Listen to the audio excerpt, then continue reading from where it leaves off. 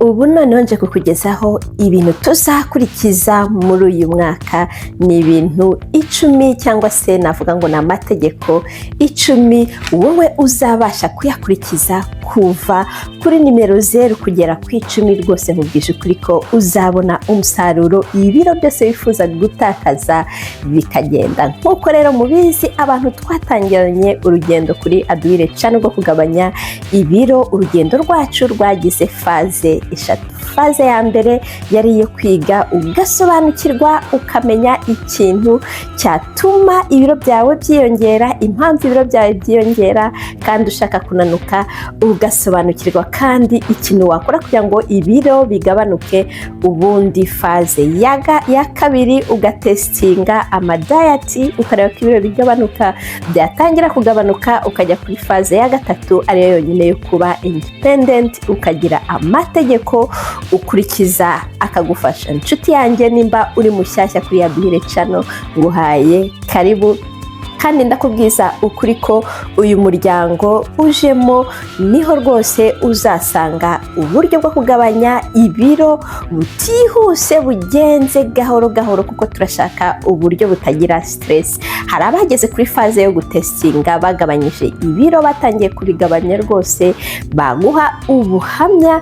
Nawe nimba ubyifuza uhawe karibu, uze ubane natwe. Uyu mwaka rero tuzakurikiza ibintu 10, kandi inshuti yanjye rwose unyemerere uzabyubahirize kuva kuri nimero ya mbere kugera ku ya nyuma, kuko nubyubahiriza ndahamya ko ibiro byawe bizagabanuka nkuko ubyifuza, hehe no kubyibuha ukundi. Motivation rero iroroshye. Kugira ngo umuntu aguhe motivation, urebe video zikumotiva gukora iki n'iki hanaha, ariko ikizatandukanya umuntu ugira motivation gusa nuko nta bikorwa azakora, noneho ntabone igisubizo. Niyo mpamvu hari ibikorwa ugomba gukora biherekeza iyo motivation, ukagira discipline. Ibyo bikorwa wabikora, ndakubwiza ukuri kw'ibiro bizagabanuka uguhombye. Ikintu cya mbere rero cyo gukora muri uyu mwaka, mbere yo gutangira kuvuga ibyo kwiriza, ibyo kurya iby'iki, ni ukugira gahunda, ukagira discipline. Kandi gahunda uzagira ni gahunda ijyanye n'umubiri wawe, ni amasaha ajyanye n'uburyo wowe umeze. Ni urugero, ngewe nshobora kubasha kurya rimwe ku munsi, ariko hari undi muntu uzabasha kurya 2 ku munsi, uzabona rimwe ku munsi bimugoye. Wowe uzakoresha ibijyanye n'umubiri wawe. Nimba kurya ku munsi n'urugero bikugoye, uzahitamo wowe kurya 2, uzajyana n'umubiri wawe, uzabanza wisuzume. Icyo ni ikintu cya mbere uri burebe, amasaha ubonekeraho icyo umubiri wawe ushoboye. Ntabwo uzakurikira nk'inka ibyo abantu bose bakora, uzabanza wisuzume urebe.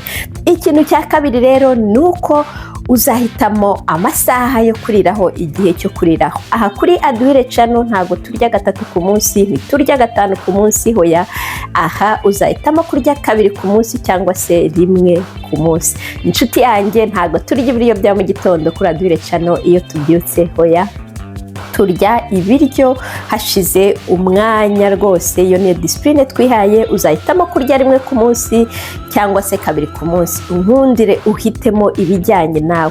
Nimba uzi ko umubiri wawe utaragira ku rwego rw'aba expert cyangwa se ba bantu bamaze kumenyera amadayati, ntuzahitemo kurya 1 ku munsi, uzakomeze urye 2. Yenda uhitemo nk'ifunguro rya mbere saa 5, irindi saa 12, saa 1. Uhitemo izo nshuro zizaba zihagije. Niba kandi utaragera kuri urwo rwego rwo kurya 2, ugende urebe izindi video cyangwa se umbaze muri comment, mubwira ahantu wahera kugira ngo ugere kuri urwo rwego, kuko iyo ugeze kuri urwo rwego uba hari n'ibiro wagabanutse. Inshuti yanjye, kurya 1 ku munsi cyangwa se 2 ku munsi, iyo ni nimero ya mbere. Nimero ya 0 kwari ukwiyumva. Nimero ya mbere ni ukurya 1 ku munsi cyangwa se 2 ku munsi. Ikindi rero cya kabiri tuzakora, noneho iki cyo kiratangaje, kuko ntago nkubwira ngo urye bikeya, hoya. Abantu benshi bibeshye ko kugabanya ibiro ari ukurya uturyo dukeya ngo uturyo tworoshye. nshuti yanjye nje kukubwira ngo nurya ujye urya isahani yuzuye iriho ibiryo byinshi, ntuzashyireho uturyo dukeya. Reba nk'aha ngaha kuri iyi sahani urabona ko uyu mutipe rwose uri burya iyi sahani agiye kurya indyo ihagije, ibiryo byiza bihagije byinshi, ariko urabona isahani yindi ko uyu nguyu agiye kurya uturyo dukeya, ari buze gusonza kare ku buryo bishobora kumuviramo kuryagagura, kandi ntabwo ari ibintu yakora ngo birambe umwaka urangire. Ariko iyo wari iki gisahani nshuti yanjye urasonza bitinze, nunasonza kandi umubiri wawe urabasha kwihangana igihe kinini kugira ngo urye ibiryo bya kabiri. Nshuti yanjye isahani yawe ujye yuzuza ikiryo, ariko atansiyo ntago uzarya ibiryo byose ubonye, hagomba kuba hari kumwe kimwe cya kabiri imboga, kimwe cya kane ibintu birimo poroteyine, hakaba kandi kimwe cya kane carbs, ariko carbs nziza hariho urabona ko hari ibirayi, igitoki n'ibindi. Ariko nshuti yanjye nimba urya rimwe ku munsi poroteyine, wowe uzazi kuba kabiri, kimwe cya kabiri imboga nanone kimwe cya kabiri kindi, ugashyiraho poroteyine, ukaza kurenzaho na carbs nanone nkeya cyane zishoboka, ariko poroteyine wazigize nyinshi. Inshuti yanjye isahani yawe ujye uyipakira, kuko kurya bikeya ntabwo ari byo bituma unanuka, ahubwo kurya byinshi ugahaga kandi ukarya indyo yuzuye. Ntuzagende ngo ushyireho za carbs indi ngo urenzeho ngo icupa rya fanta, ikirahure cya ji cyangwa se n'icupa ry'ikiyeri gikonjeho. Ya nshuti yanjye uzaba ubyishe byose. Ikindi cya gatatu cy'ingenzi cyane nshuti yanjye, nako ibintu byose uko ari 10 ni ingenzi mu mwaka wose, uzihangane ubikurikize nta na kimwe usize. Ni amasaha 36.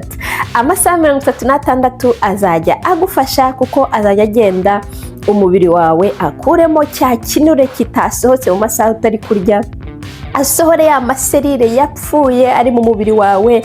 Ni urugero, hari umuntu utangira kunanuka, yananuka akabona inda iragenda ihinangirana cyane, yihina cyangwa se kweduka, umubiri ugakweduka. Ayo masahani azagufasha kugenda ubimanura gahoro. Kandi ayo masaha numara kuyakora, ntago ugomba guhita urya igisahani kinini cyane kiriho yenda amakabzi menshi mabihoya, ugomba guhita urya ibintu byoroshye. Hari abantu nabonye babaza icyo kibazo cyane, ni byiza ko uzagerageze urye imboga z'icyatsi zoroshye, igifu kugira ngo kibashe kubisya neza byoroshye. Nushyiraho poroteyine nshuti yanjye, nakugira inama yo gushyiraho poroteyine nanone zoroshye, ugahitamo nk'amagi cyangwa se ugahitamo nk'inyama wahitamo inyama z'umweru cyangwa se sardine to, ntuhitemo inyama zitukura. Inshuti yanjye amasaha 36 ni ingenzi, ariko noneho tuzajya tuyakora kabiri mu kwezi kugeza umwaka urangiye. Inshuti yanjye wowe watangiye ayo masaha 36, uratubwira uko ubibona challenge zirimo nyuma yo kuyakora, uko wumva umubiri wawe rwose umeze. Noneho nkwibire n'akandi kabanga ku bantu b'abadamu bafite imisemburo yagiye ihindagurika, cyane kujya mu mihango bikajya bihindagurika. Ayo masaha 36 aragufasha, akagushyira ku murongo neza, stress ikagabanuka rwose kubera ayo masaha 36. Inshuti yanjye aya masaha 36 ni ingenzi kabiri mu mwaka.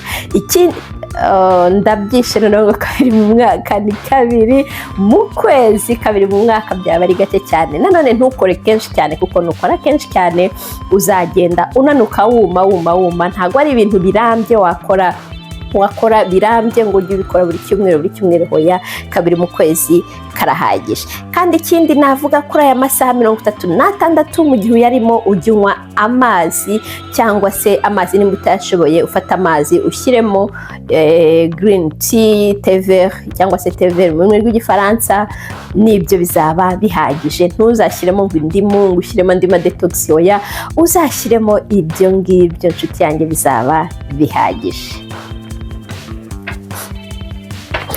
Ikindi kandi kugira ngo uhitemo ayo masaha 36 uzakurikize n'ukuntu umwanya wawe umeze. Ni urugero, nimba muri weekend uri mu rugo, ushaka kuvuga ngo ndayatangira kuwa gatanu nimugoroba nzayarangize ku cyumweru, bityo icyumweru kirarangira ayo masaha nyarangije kandi ndi mu rugo ku buryo nta stress bintera. ikindi kintu tuzakora nuko rwose umunzani wacu tuzawubika tukarekeraho kwipima. Uyu mwaka rwose wose turawumara tutipimye. Unkundire ntiwipime, umunzani ubike kuko nta stress pe. Aho tugeze ubu naho dushaka gukuraho cya kinure kimwe cyananiranye, kandi kugira ngo kiveho kigenda gahoro gahoro gahoro, hamwe hashobora kuvaho hagati y'ikiro 1 na 2 ku muntu rwose ukiri umujene, cyangwa se hakavaho inusu n'ikiro 1 ku muntu ukuze ugeze mu myaka urengeje imyaka 40. Inshuti yanjye, umunzani ubike kuko uzagutera stress z'ubusa. Hari igihe uzipima, n'urugero nimba uri umugore wegereje imihango, ukipima ugasanga ibiro byawe hiyongereho 3 cyangwa se 5, kubera ko atari ibinure byiyongereye, atari ibicece by'inyenyanza, ahubwo ari ukubera hormones zawe zahindutse. Inshuti yanjye, kwipima ubu bihagaritse, ujye urebera ku myenda yawe, kuko nimba unashaka igisubizo kirambye, kwipima buri munsi bizagutera stress. Kubaza abantu ngo mugeze bizagutera stress. Wowe ubikore ku bwawe, nta stress ushaka. Ikindi rero cya 5 nicyo tugezeho, kugenda n'amaguru. Ntabwo ari ukuri ku musozi, ntabwo ari kujya muri gym, si uguterura ibyuma, si uguterura oya, ni ukugenda n'amaguru. Biri mu bintu bizagufasha, by'umwihariko abashoboye kugenda n'amaguru bamaze kurya, biragufasha birenze ku wundi ugenda utamaze kurya. Nubishobora kugenda n'amaguru, uzabishyire mu bintu uzakora umwaka wose, inshuti yanjye, kuko bizagufasha. Umubiri wawe uzagushimira, kandi ni byiza mu gihe hari izuba ujye ugenda ku zuba, umubiri wawe ubone iyo vitamine D. Ababa mu Rwanda vitamine D tuyibonera ubuntu, ni amahirwe, kuko ababa ahantu hakonje bo, mu bihugu bikonje bo, bagomba gufata supplement ya vitamine D, kuko umubiri wabo uba uyikeneye by'umwihariko. Kandi nimba uri kugabanya ibiro urayikeneye, nutayifata ibiro biziyongera. Ni ingenzi rwose, ugerageze uyishake, unagende ku zuba uyibona.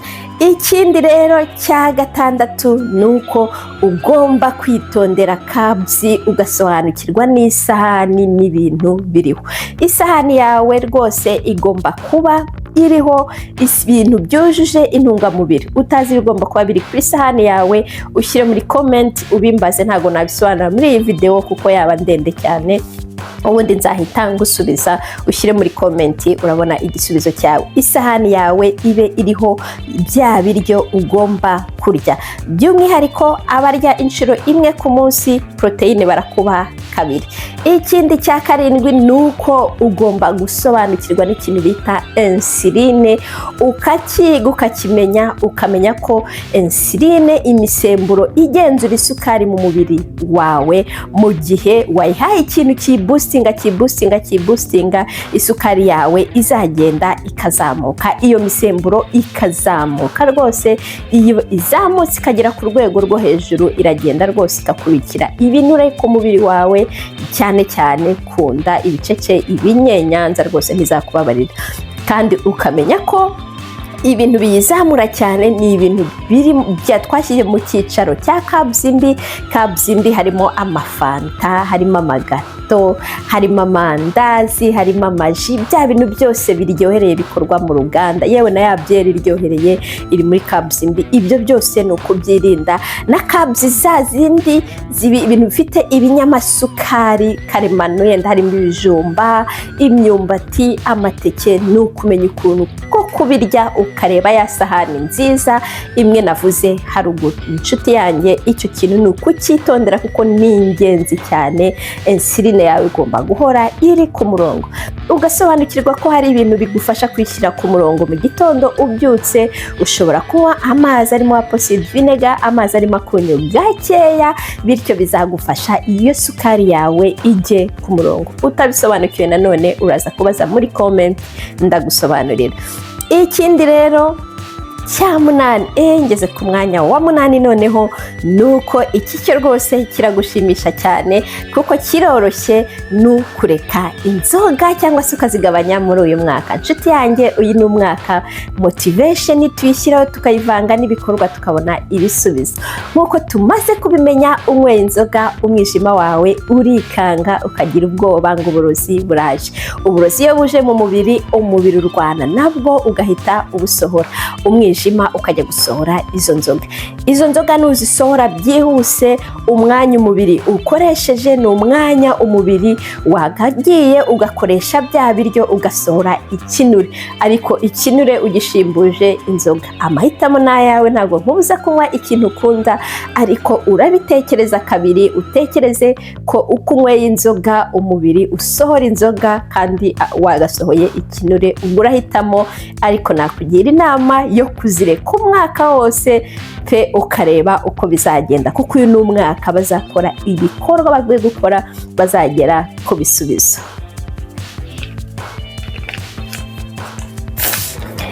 Ikindi cya 9 rero ari icy'ubungubu tugezeho ni ukudakurikiza ibintu byose ubonye.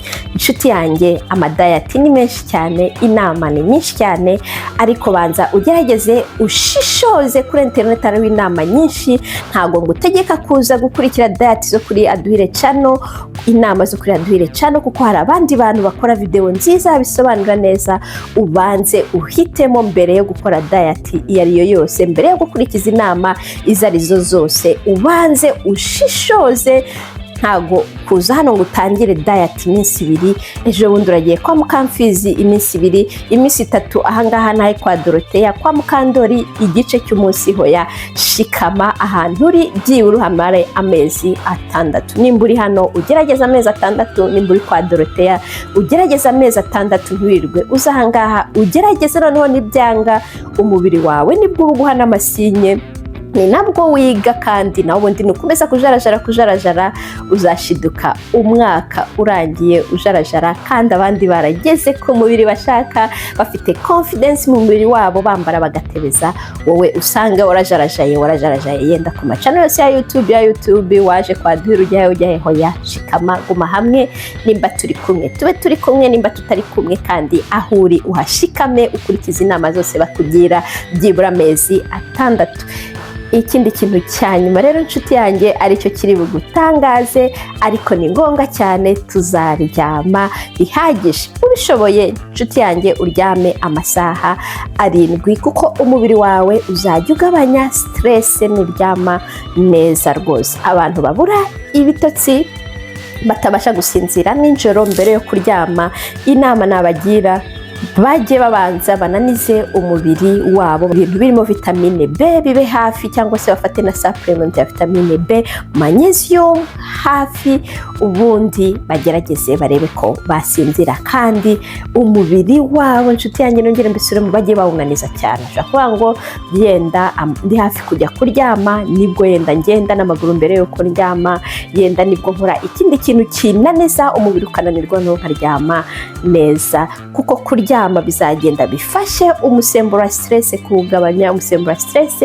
nugabanuka, nibwo uzakomeza urugendo neza. Ariko nanone mu gihe ufite stress, ushobora kuba ukora byose, stress yonyine ikakubuza gusinzira.